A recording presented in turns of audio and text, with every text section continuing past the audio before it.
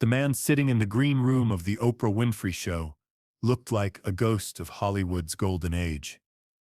At 72, Walter Harrison still carried himself with the remnants of leading man posture, but his shoulders now curved inward, as if protecting a heart that had been broken too many times by an industry that worships youth and discards experience, like yesterday's newspaper. His silver hair was perfectly combed, his vintage suit pressed and dignified, but his eyes held the hollow emptiness of someone who had watched his entire identity disappear one rejected audition at a time.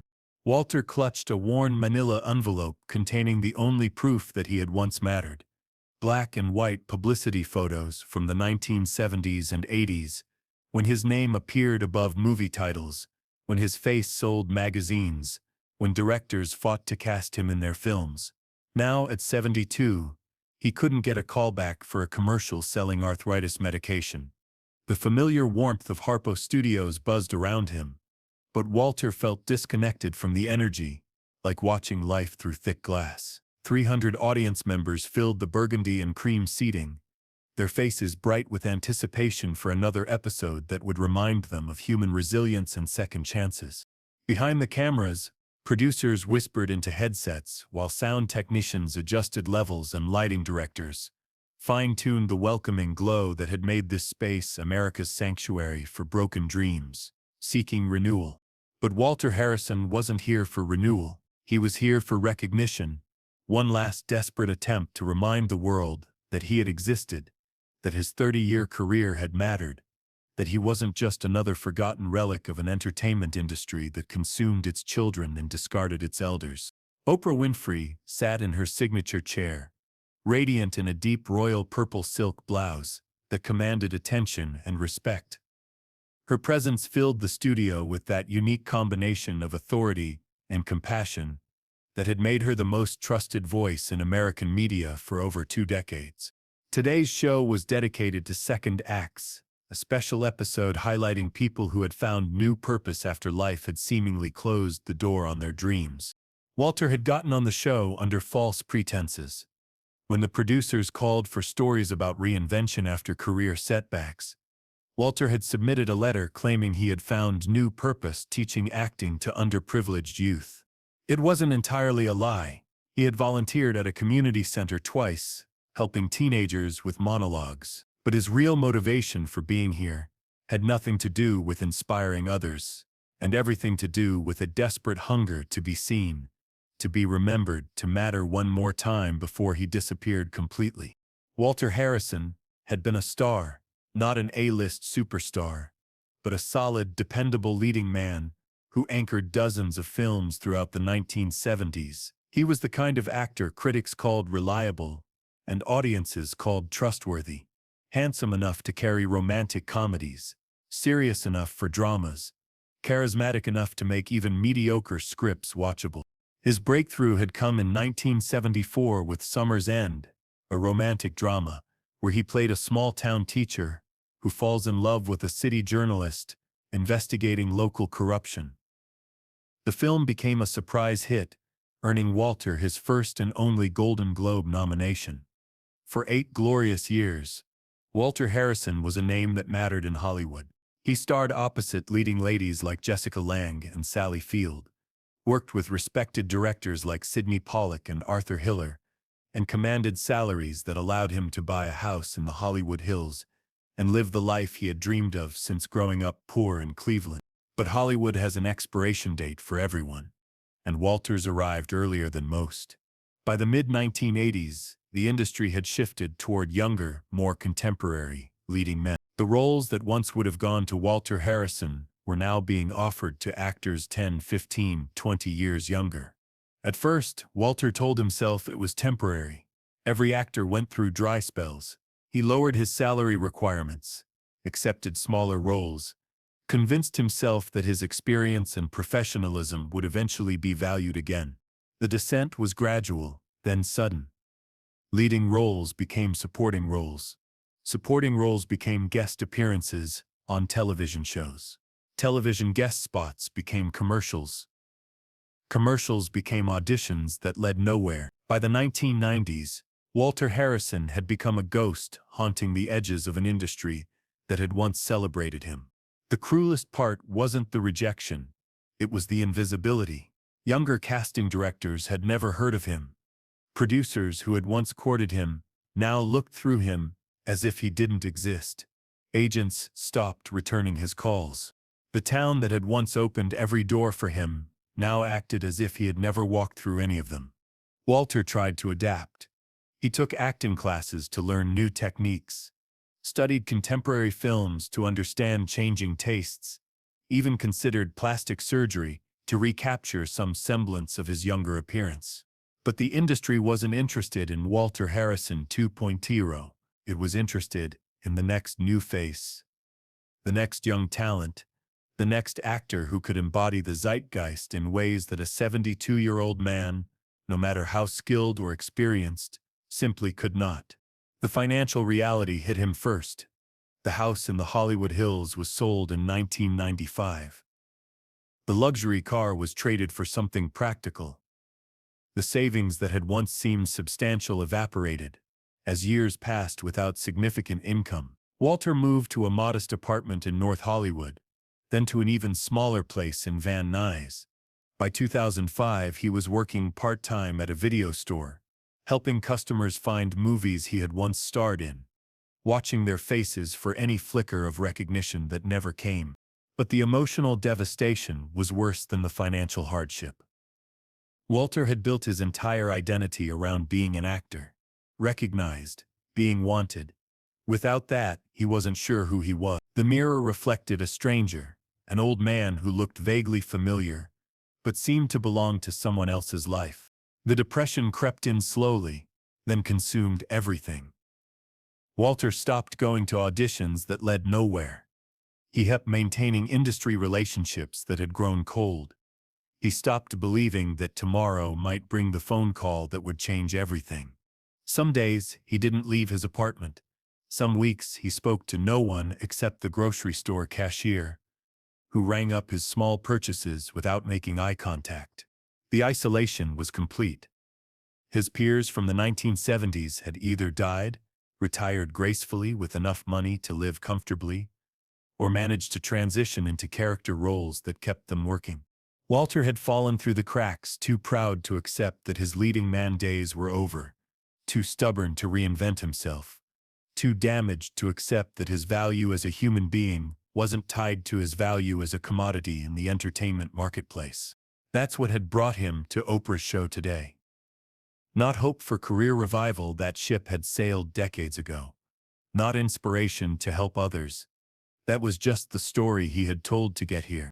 Walter Harrison had come to the Oprah Winfrey Show for one reason: to be seen one more time by people who might remember that he had mattered, that his work had touched lives, that he had been somebody before he became nobody. The show's opening segments had focused on genuinely inspiring transformations. A former executive who had started a non-profit after losing her job. A retired teacher who had written and published her first novel at age 68. A former athlete who had become a motivational speaker after a career-ending injury. Each story was uplifting, each guest embodying the resilience and reinvention that made for compelling television. But when Oprah introduced Walter, something in her expression suggested she sensed this conversation would be different. "Ladies and gentlemen," Oprah announced, "I want you to meet Walter Harrison."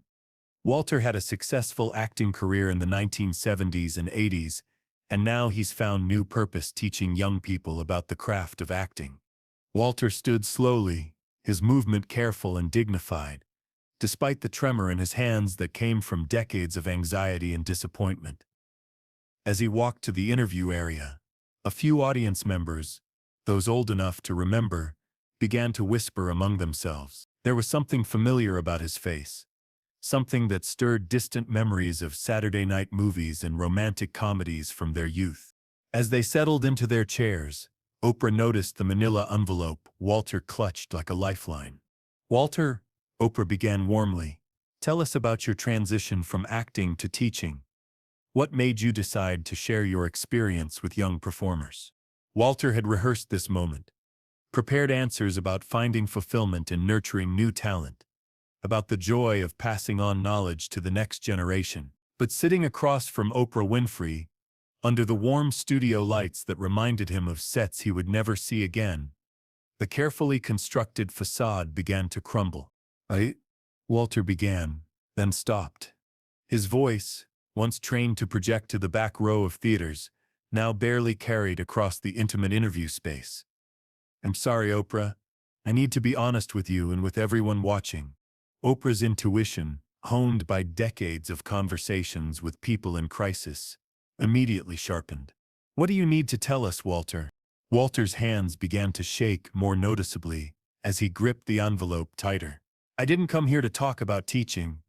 I came here because I'm disappearing, and I needed someone to witness that I was here, that I existed, that I mattered. The studio, which had been buzzing with the energy of another uplifting segment, fell into a different kind of attention, a focused silence that comes when people recognize they're witnessing something raw and unscripted. Walter, Oprah said gently, tell me what you mean. I mean that for 30 years, I was Walter Harrison, the actor. People knew my name, my face, my work. I starred in movies that people loved, that meant something to them. And now, his voice broke slightly. Now I'm just a 72-year-old man that no one recognizes, no one remembers, no one wants. Walter opened the manila envelope with trembling fingers and pulled out the publicity photos. Black and white images of a younger man with perfect hair and confident eyes, staring into cameras that had captured him at the height of his powers. This is who I used to be, he said, holding up a photo from Summer's End. This man mattered. This man's work brought joy to people, made them laugh, made them cry, made them feel less alone. But that man is gone, and I don't know who I am without him. The audience was completely silent now, recognizing that they were witnessing something they hadn't expected, not inspiration, but the kind of raw human honesty that television rarely captures. Oprah leaned forward, her voice soft but clear. Walter, when did you last work as an actor?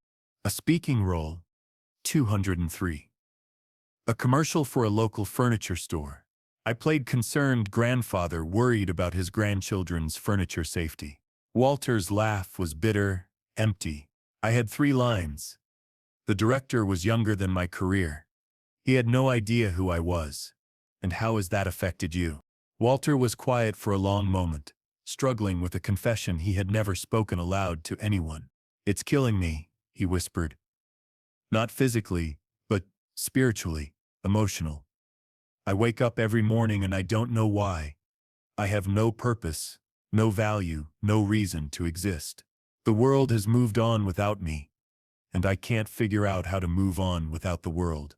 That's when Walter did something that stopped Oprah completely. He began to cry, not the dignified tears of someone sharing a difficult, but ultimately uplifting story, but the broken sobs of someone who had been carrying unbearable loneliness for decades. I'm sorry, he gasped. I'm sorry. I shouldn't be here. I shouldn't be taking time away from people who have real stories, real hope.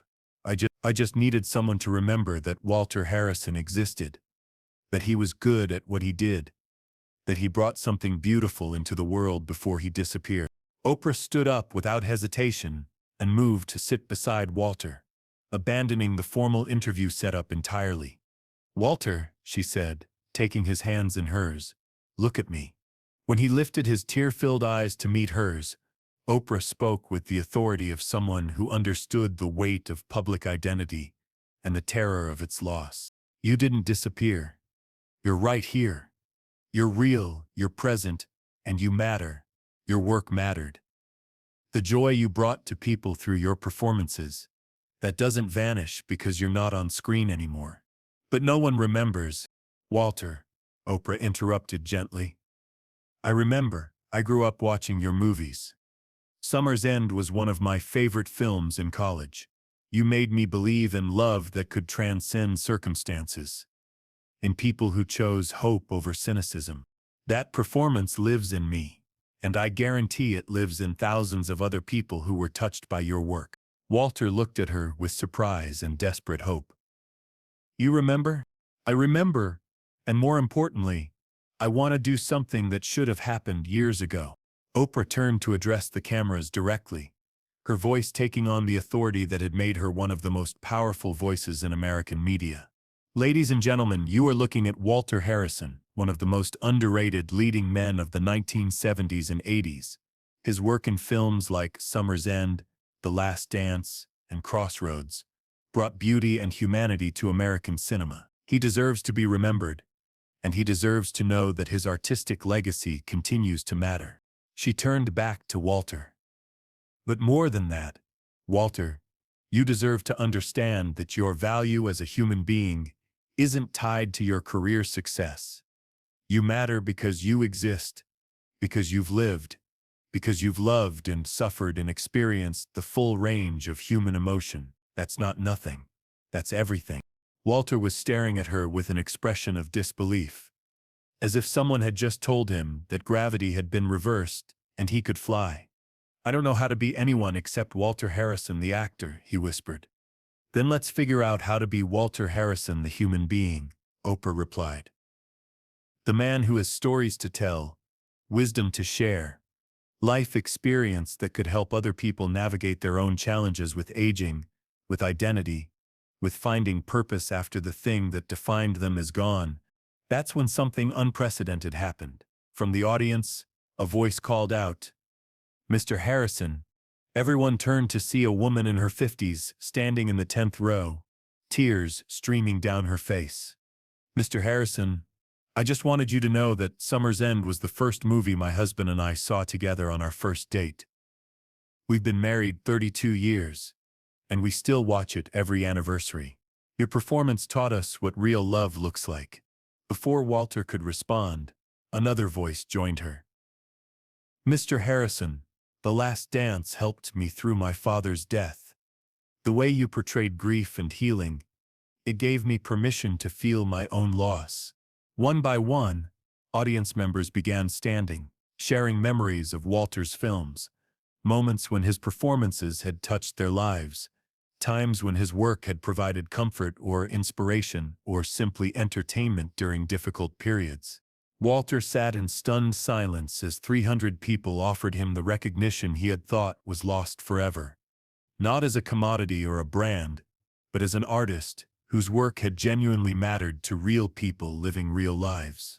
Oprah watched this spontaneous tribute with tears in her own eyes, understanding that she was witnessing something rare and precious. The moment when someone learned that their legacy wasn't defined by industry success, but by human connection. Walter, she said when the audience finally quieted, do you hear what they're telling you? Walter nodded, overwhelmed by emotion, but somehow straighter in his chair, as if the weight he had been carrying for decades had suddenly become lighter. They're telling me that the work mattered, he said, his voice stronger than it had been all afternoon. Yes, and they're telling you that you matter. Not as Walter Harrison, the actor, as Walter Harrison, the person whose artistic choices touched their lives. Oprah paused, then made a decision that would change Walter's life completely. Walter, I want to offer you something. Not a role, not a comeback, something better. I want to offer you a platform to share your story, your wisdom, your perspective on aging in America, on finding identity beyond career, on surviving the transition from being someone the world recognizes to being someone the world overlooks. Walter looked at her with confusion and hope. What do you mean? I mean a recurring segment on my show. Letters from Walter conversations with people who are struggling with retirement, with feeling invisible, with wondering if their lives still have meaning. You've lived through this transition, Walter. You understand the pain and the possibility. You could help people. The transformation in Walter's face was visible, not because he was being offered a return to fame, but because he was being offered a return to purpose. You want me to help people? He asked, as if the concept was foreign. I want you to be yourself, honestly, vulnerably, completely. I want you to show people that it's possible to lose everything you thought defined you, and still find reasons to wake up in the morning. Walter was quiet for a long moment, processing not just the offer, but the fundamental shift in how he saw himself and his potential value to the world. "Oprah," he said finally, "I've spent the last 20 years thinking that if I wasn't Walter Harrison, the movie star, I was nobody. But sitting here, talking to you, hearing from these people, I'm starting to think that maybe Walter Harrison, the human being, might have something to offer after all." "More than something," Oprah replied. "Everything. Your pain, your experience, your survival, that's not a consolation prize, Walter. That's wisdom. That's exactly what people need to hear." As the show concluded, Walter Harrison stood surrounded by audience members who wanted to shake his hand, take photos, share more memories of his films. But more importantly, he stood surrounded by the understanding that his value as a human being had never been tied to his last credit or his next role. The man who had come to the show to be remembered left understanding that he had never been forgotten. He had just forgotten how to see himself clearly. 6 months later, Letters from Walter became one of Oprah's most popular recurring segments. Walter's conversations with retirees, empty nesters, and people navigating major life transitions resonated with millions of viewers who saw their own struggles reflected in his honest, gentle approach to life's most difficult questions. But perhaps more importantly, Walter Harrison discovered that his identity had never really been actor who happened to be human. It had always been human who happened to act, and once he understood that distinction, the second act of his life could finally begin, not with applause or recognition, but with the quiet satisfaction of knowing that his existence mattered, his experience had value, and his voice could still bring comfort to people who needed to hear that it was possible to lose everything you thought you were and still discover who you actually are. The manila envelope of old publicity photos still sits on Walter's desk, but now it shares space with letters from viewers who tell him that his words have helped them through their own transitions, their own identity crises, their own fears about aging and irrelevance. Because Walter Harrison learned what Oprah Winfrey had been teaching America for decades, that the most important stories aren't about being seen by the world, but about seeing yourself clearly enough to understand that your value was never dependent on anyone else's recognition in the first place. The forgotten star had been found not by Hollywood, but by himself.